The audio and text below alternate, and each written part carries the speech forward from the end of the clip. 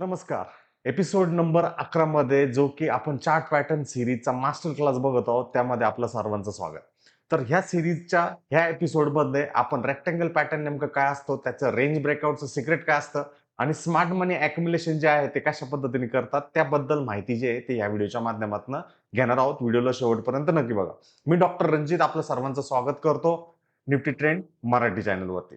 तर आपण आतापर्यंत भरपूर काही गोष्टी बघितल्या मित्रांनो. अनेक चार्ट पॅटर्न्स बघितले, ज्याच्यामध्ये double top, double bottom, head and shoulder, triangles भरपूर काही गोष्टींमध्ये आपण समजण्याचा प्रयत्न केला, की मार्केट जे आहे ते कशा पद्धतीने मूव्ह होतं. परंतु आज आपण असा पॅटर्न शिकणार आहोत, की जो प्रत्येक ट्रेडिंग डे मध्ये आपल्याला तो दिसतो, तरी सुद्धा तो सर्वाधिक चुकीचा समजला जातो. समजा एखादा स्टॉक जो आहे तो पाठीमागील 3 आठवड्यापासून 980 ते 1100 रुपयांच्या रेंजमध्ये फिरत आहे. अशा वेळेस रिटेल ट्रेडर म्हणतात, "अरे, ह्या स्टॉक जो आहे ना काही करत नाहीये, एका रेंजमध्ये अडकलाय." काही जण कंटाळून त्या स्टॉकला जे आहे ते विकून टाकतात आणि काही जण दुसरा स्टॉक जो आहे तो शोधायला सुरुवात करतात. पण ह्याच ठिकाणी प्रोफेशनल ट्रेडर जे आहे ना, ह्याच रेंजमध्ये सर्वाधिक लक्ष देतात. त्याचं रिझन का बरं? कारण मार्केट जेव्हा शांत असतं ना, अनेकदा स्मार्ट मनी त्यांची मोठी पोझिशन जी आहे ती क्वाइटली बिल्ड करत असते. आणि आज आपण हाच रेक्टँगल पॅटर्न तो फक्त साइडवेज मार्केट नाही, तर अनेक वेळा पुढच्या मोठ्या मूव्हची ती एक पाया असतो. त्याच्या पाठीमागे काय लॉजिक असतं ते बघूयात. तर प्राइस एका निश्चित रेंजमध्ये वर खाली ज्यावेळेस फिरत असते, वरच्या बाजूला रेजिस्टन्स, खालच्या बाजूला सपोर्ट आणि प्राइस अनेकदा रेजिस्टन्सला टच करते, सपोर्टला टच करते, पण कुठलीही बाजू एक जिंकत नाही. याचा अर्थ बायर्स आणि सेलर जे आहेत ते दोघं स्ट्रॉंगर आहेत, शक्तिशाली आहेत आणि मार्केट जे आहे ते एका निर्णयाची आपल्याला वाट बघताना दिसते. तर हा पॅटर्न जो आहे तो दोन प्रकारचा असू शकतो. एक म्हणजे बुलिश रेक्टँगल आणि दुसरा म्हणजे बेरिश रेक्टँगल. तर हा पॅटर्न पाहून ट्रेड करू नका. ब्रेकआउटची वाट पाहणं सगळ्यात महत्वाचं असतं. कारण अतिघाई जी आहे ना ती संकटात नाही, तशा उक्तीप्रमाणे जे आहे ना ते होताना तिथं दिसतं. तर चॅप्टर नंबर 2 मध्ये जाऊयात, तो म्हणजे रेक्टँगल जे आहे ना ते होताना तिथं दिसतं. तर चॅप्टर नंबर 2 मध्ये जाऊयात, तो म्हणजे रेक्टँगल पॅटर्न जो होतो तो तयार कसा होतो. तर हा एक फार महत्वाचा प्रश्न आहे. रेक्टँगल तयार होण्याकरता मोठे मोठे इन्स्टिट्यूशन जे आहेत ते एका दिवसामध्ये हजारो कोटी शेअर्सची बाय सेलिंग करू शकत नाही. समजा एखाद्या फंडला 50 लाख शेअर जे आहेत ते खरेदी करायचे, तर तो एका दिवसात बाय करेल का? नक्कीच नाही. त्यामुळे प्राइस जी ती खूप वर जाईल आणि ते हळू बाईंग करण्याची सुरुवात करतात. रिटेल ट्रेडर याच्यामध्ये कंटाळून बाहेर पडतात. स्मार्ट मनी मात्र शेअर जे आहे ते एकदम शांतपणे बाईंग करत राहतात आणि यालाच अॅक्युम्युलेशन म्हणलं जातं. उलट मोठे मोठे प्लेयर जे आहेत ना हळूहळू शेअर्स विकत असतील तर त्याला डिस्ट्रीब्युशन म्हटलं जातं.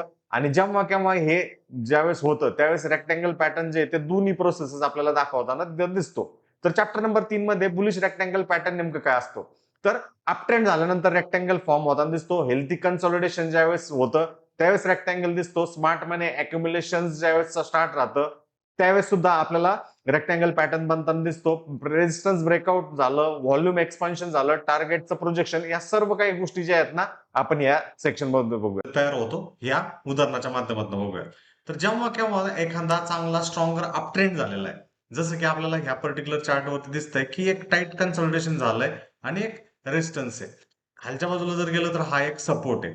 मग प्राइस जे आहे ह्या कन्सॉलिडेशन झोनमध्ये, ह्या रेंजमध्ये जी आहे ती आपल्याला ट्रेड होताना तिथं दिसते, मूव्ह होताना दिसते. मग याच्यामध्ये काय होतं, एक स्ट्रॉंग अप ट्रेंडिंग मूव्ह जी ती झालीये आणि त्यामुळं जे काय अर्लियर लोकांच्या ज्या एंट्रीज झाल्यात, त्या लोक जे आहेत ते प्रॉफिट बुकिंग करत असतात. प्रॉफिट बुकिंग करतात रिटेलर सुद्धा, त्यांचे जे पार्टली प्रॉफिट किंवा एक्झिटिंग पोझिशन जे आहे ते करतात. पण ह्या कन्सॉलिडेशन मध्ये स्मार्ट मनी जे आहे ना ते त्यांचं अॅक्युम्युलेशन करत असतात आणि ते वाट बघत असतात की ड्युरिंग दिस कन्सॉलिडेशन व्हॉल्यूम जे आहे एकदम नॉर्मल रेंजला आहे. ही जी वरची अप मूव्ह जी झाली आहे त्याच्या दरम्यान व्हॉल्यूम जी आहे ती एकदम स्ट्रॉंगर असणार आहे. परंतु जेव्हा ह्या कन्सॉलिडेशन फेज मधील त्यावेळेस व्हॉल्यूमचे जे बार जे आहेत ते कमी कमी आपल्याला व्हॉल्यूमची ऍक्टिव्हिटी दिसेल आणि यानुसार आपल्याला तिथं लक्षात येऊन जाईल की प्राइस एका छोट्याशा रेंजमध्ये जी आहे ती अडकलेली आहे. तर जनरली रिटेल ट्रेडर जसं मी अगोदर सांगितलंय की त्याप्रमाणे तिथं प्रॉफिट बुकिंग जे आहे ते करत असतात. इन्स्टिट्यूशन्स ह्या झोनमध्ये त्यांची बाईंग जी ती सुरू ठेवतात, कंटिन्यू ठेवतात, कारण त्यांना अॅक्युम्युलेशन करायचं असतं आणि सगळ्यात महत्वाचा व्हॉल्यूम जो आहे तो कमी कमी होताना दिसतो. मग जेव्हा केव्हा तिथं ब्रेकआउट होतं, ह्या चॅनलच्या कन्सोलिडेशनच्या वरती इथं ज्यावेळेस ब्रेकआउट प्राइस ज्यावेळेस होताना तिथं दिसतं, त्यावेळेस इथं व्हॉल्यूमचा जो बार जो आहे तो प्रचंड प्रमाणामध्ये वाढताना तिथं दिसतो आणि मग इथं प्रोफेशनल ट्रेडर जे आहे ते त्यांची एंट्री करताना दिसतात आणि यालाच आपण बुलिश रेक्टँगल पॅटर्न म्हणतो, जो की आपण ऍज अ प्रोफेशनल ट्रेडरच्या अप्रोचनी वेळोवेळी बघणं सगळ्यात महत्वाचं असतं. आणि हाच एक फरक असतो रिटेल ट्रेडर आणि प्रोफेशनल ट्रेडर मधला, जो की आपण इथं समजून घेणं सगळ्यात महत्वाचं आहे. रेक्टँगलचं आणखीन एक उदाहरण आपण इथं बघूया. 4 तासाच्या टाइम फ्रेम मध्ये मी आलोय. या 4 तासाच्या टाइम फ्रेम मध्ये हा जर चार्ट जर बघितला तर तुम्हाला लक्षात येऊन जाईल की याच्यामध्ये एक क्लिअर कट डिस्टिंक्टिव्ह अप ट्रेंड आहे. ट्रेंड मध्ये व्हॉल्यूम सुद्धा जी आहे ती आपल्याला वाढताना तिथे दिसते आणि ती बाईंगची व्हॉल्यूम आहे जनरली. तर ही जी अपमूव जी झाली ऑल द वे 1600 ते ऑलमोस्ट 4000च्या आसपास, तर त्याच्यामध्ये जी रॅली झाली त्याच्यामध्ये थोडीफार प्रॉफिट बुकिंग होणं गरजेचं आहे आणि त्या प्रॉफिट बुकिंग नंतर प्राइस काय होते, एका डाऊन साइड मध्ये आपल्याला जाताना दिसते, म्हणजे करेक्टिव्ह लेग मध्ये. करेक्टिव्ह लेग मध्ये गेल्यानंतर हा एक रेक्टँगल जो होतो इथं तयार होतोय. त्या रेक्टँगल मध्ये हा त्याचा रेजिस्टन्स होतो आणि त्याच रेक्टँगलचा खालचा जो आहे तो बेस म्हणजेच डिमांड किंवा सपोर्ट आपल्याला होताना दिसतो. पण ऑब्झर्व करा, जेव्हा प्राइसने किंवा किमतीने तिथनं त्या चॅनलच्या बाहेर मूव दिली, ज्याला आपण ब्रेकआउट असं म्हणतो, त्यावेळेस तिथं व्हॉल्यूमला ऑब्झर्व करा आणि त्या व्हॉल्यूमचे पिलर नक्कीच जे आहे तुम्हाला एकदम मोठे दिसतील. इथं ब्रेकआउटची जर तुम्ही व्हॉल्यूम जर बघितली तर ती ऑलमोस्ट ह्या रेक्टँगलच्या कन्सोलिडेशन पेक्षा सगळ्यात जास्त तिथं होताना दिसते आणि त्यानंतर एक आउटकम जो आहे तो वरच्या बाजूला होताना दिसते आणि ती व्हॉल्यूम लगातार आपल्याला वाढताना तिथे दिसते. हा एक फरक असतो की हा बुलिश रेक्टँगल आहे का बेरिश रेक्टँगल आहे. मग रेक्टँगल जो आहे आपल्याला शोधायचा असतो तर तो शोधण्याचं ठिकाण म्हणजे एक प्रोलॉंगेटेड लॉंग ट्रेंड झालेला असावा. जसं या चार्ट मध्ये आपण जर बघितलं तर 2007-8 पासून कंटिन्युअसली एक प्रोलॉंगेटेड अप ट्रेंड इथं झाला होता आणि त्या अप ट्रेंड नंतर एक डबल बॉटम टॉपच्या आसपास आणि त्याच्यानंतर एक कंटिन्युअस रिजेक्शन प्लस व्हॉल्यूमची सुद्धा टेपिड ऍक्टिव्हिटी जी ती आपल्याला तिथं बनताना ते दिसते. आता वीकली टाइम फ्रेमवरती मी जर याला झूम केलं तर तुम्हाला लक्षात येऊन जाईल. बघा, हा एक रेक्टँगल जो तो होताना दिसतोय, जो की आयडेंटिकल बॉटम्स आणि आयडेंटिकल टॉप्स होताना दिसतो. तर त्या आयडेंटिकल बॉटम्स आणि टॉप साठी हा एक रेजिस्टन्स झोन जो आहे तो जनरेट होताना तिथं दिसतोय आणि खालच्या बाजूला जर आपण बघितलं तर आयडेंटिकल जो आहे तो सपोर्ट होताना दिसतोय. तर त्या झोनच्या आसपास वीकली टाइम फ्रेम मध्ये सगळ्यात महत्वाचा हा एक वीकली टाइम फ्रेम आहे. याच्यामध्ये प्राइस किंवा किंमत जी इथे त्याच्या आसपास सस्टेन करते आणि जेव्हा ब्रेकडाऊन ज्यावेळेस होतंय ते व्हॉल्यूमला ऑब्झर्व करा. इथं व्हॉल्यूम मध्ये लगेच मोठा सर्ज जो आहे तो होतोय आणि जनरली हायर टाइम फ्रेमचा आपण हे अनालिसिस करतो. जेव्हा तो ब्रेकडाऊन होतोय तर कंटिन्युअसली वन वे फॉल करतो 5 ते 6 आठवड्यांकरता आणि त्यानंतर कमबॅक करतो त्याच रेक्टँगलच्या झोनच्या आसपास, त्यालाच रेजिस्टन्स तो घेतो आणि कंटिन्यू जो आहे तो खालच्या बाजूला डाऊन ट्रेंड करताना दिसतो. म्हणून बेरिश रेक्टँगल ज्यावेळेस आपल्याला बघायचा आहे त्यावेळेस ह्या गोष्टीकडे आपण लक्ष देणं गरजेचं आहे आणि त्यातली त्यात जर मला लोअर टाइम फ्रेम मध्ये ते कशा पद्धतीने ऍक्ट झालंय ते बघायचं असलं तर इथं 4 तासाच्या टाइम फ्रेम मध्ये मी तुम्हाला तोच चार्ट घेऊन गेलोय, जो की सपोर्ट आणि रेजिस्टन्स दाखवतोय आणि ह्या पर्टिक्युलर झोनच्या आसपास जेव्हा प्राइसने ब्रेकडाऊन दिलंय इथनं, त्यावेळेस व्हॉल्यूम किती प्रमाणामध्ये सर्ज झाली याच्याकडे सुद्धा आपण लक्ष ठेवणं सगळ्यात महत्वाचं आहे. कारण आपण कॉमन ट्रेडर पेक्षा रिटेल ट्रेडर पेक्षा प्रोफेशनल ट्रेडरला जे आहे जास्त फोकस करण्याचा प्रयत्न करतो आणि त्याच्या चेकलिस्ट नुसार आपला ट्रेड जो आहे तो फाइंड आउट करायचा असतो आणि ते ह्या बेरिश रेक्टँगल मध्ये जे आहे ते बघणं सगळ्यात महत्वाचं आहे. तर की टेकवेज हा जो बेरिश रेक्टँगल बघायचा आहे हा एकदम प्रोलॉंगेटेड अप ट्रेंडच्या सगळ्यात शेवटी बघायचा आणि त्यातली त्यात एकदा स्विंग पॉइंट्स जे की रेजिस्टन्स आणि सपोर्टच्या हिशोबाने आपण मार्क केले त्यानुसार तिथं आपण ब्रेकडाऊनची वाट बघायची आणि जेव्हा ब्रेकडाऊन होतं त्यावेळेस व्हॉल्यूम जेवढी रेक्टँगलची हाईट आहे तेवढं जे आहे ते मेजर केलं जातं आणि त्यानुसार ब्रेकआउट पॉइंट पासन तेवढं टार्गेट जे आहे ते तिथं डिसाईड केलं जातं. मग फॉल्स ब्रेकआउट पासन कसं वाचायचं हे चॅप्टर नंबर 9 मध्ये बघूयात.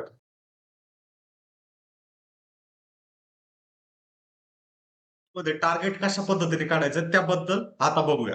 तर मी तुमच्या समोर एक चार्ट जो तो ओपन केला आणि त्या चार्ट मध्ये मला रेक्टँगल जो तो पहिला रेकॉग्नाइज करावा लागेल. तर मी त्याला प्ले करतोय.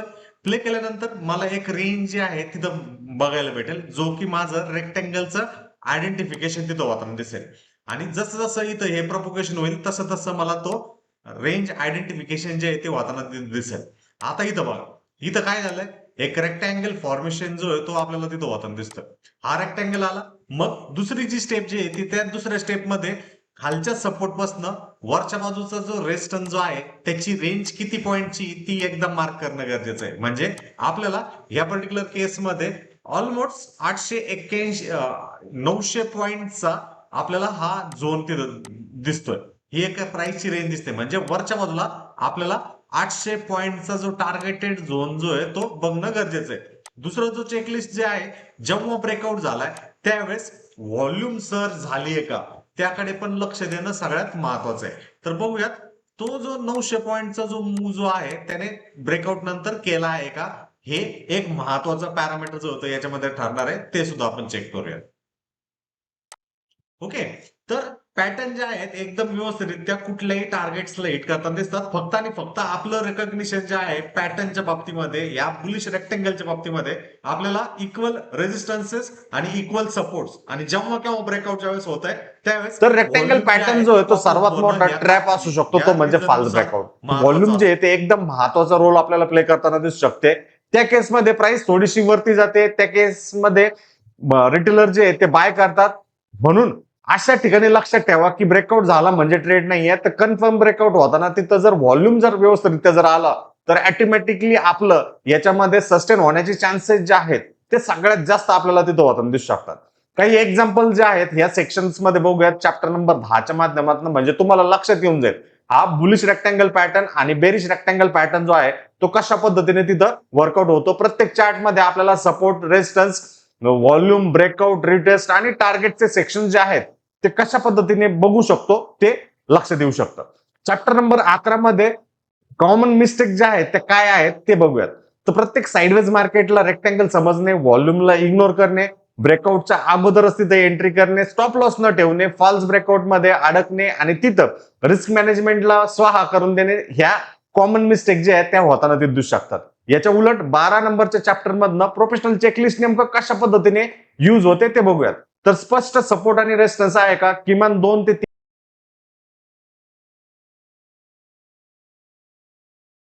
3 वेळेस टच केलेला आहे का, ट्रेंडचा कॉन्टेक्स्ट काय, अप ट्रेंड मध्ये की डाऊन ट्रेंड मध्ये हे बघितलं जातं. ब्रेकआउट वरती व्हॉल्यूम जो आहे तो जनरेट झालेला आहे का, रिटेस्ट झालेला आहे का, आणि सगळ्यात महत्त्वाचं रिस्क रिवॉर्ड चेकलिस्ट मध्ये 1:2 च्या हिशोबाने आहे का, निफ्टी सगळ्यात जास्त लक्ष द्यायचं. चार्ट वरती जावा, 5 रेक्टँगल जे आहे ते शोधा. बुलिश आणि बेरिश रेक्टँगल शोधता आले तर बेस्ट राहणार आणि ते वेगवेगळे करा. ब्रेकआउट आणि ब्रेकडाऊन मार्क करा, व्हॉल्यूम ऑब्झर्व करा, टार्गेट हिट झालंय का ते ऑब्झर्व करा आणि फॉल्स ब्रेकआउट कुठे कुठे झालंय ते सुद्धा चेक करा. याच्यामध्ये हायेस्ट टाइम फ्रेमला महत्व द्या. तर आज आपण ह्या व्हिडिओच्या माध्यमातून काय शिकलो, rectangle pattern, accumulation, distribution, range breakout, volume confirmation, entry price, stop loss आणि टार्गेट प्रोजेक्शन, आणि ह्याचबरोबर सगळ्यात महत्वाचं फॉल्स ब्रेकआउट. लक्षात ठेवा, साइडवेज मार्केट म्हणजे वेळेचा अपव्यय नाहीये. अनेक वेळा तोच पुढील मोठ्या ट्रेंडची सुरुवात असतो आणि प्रोफेशनल ट्रेडर जो आहे ना रेंज ट्रेडिंग सुरू करत असतो. रिटेल ट्रेडर ब्रेकआउट नंतर जागा होत असतो. जर हा एपिसोड आपल्याला आवडला असेल तर कमेंट मध्ये लिहा रेंज मास्टर. नेक्स्ट एपिसोड मध्ये आपण रायझिंग वेज आणि फॉलोइंग वेज बद्दल आणि ट्रेंड रिव्हर्सल आणि ब्रेकआउटचे हिडन सिक्रेट जे आहे ते बघणार आहोत. जर चॅनलवरती नवीन असाल तर चॅनलला नक्की सबस्क्राईब करा. आणि ह्याबरोबरच जर तुम्हाला ट्रेडिंग आणि डीमॅट खातं जर खोलवायचं असेल तर त्याची लिंक व्हिडिओच्या डिस्क्रिप्शन तथा कमेंट बॉक्स मध्ये दिली गेलेली आहे. त्या लिंकद्वारे तुम्ही ट्रेडिंग आणि डीमॅट खातं जे आहे ते खोलू शकता. तोपर्यंत धन्यवाद आणि नमस्कार.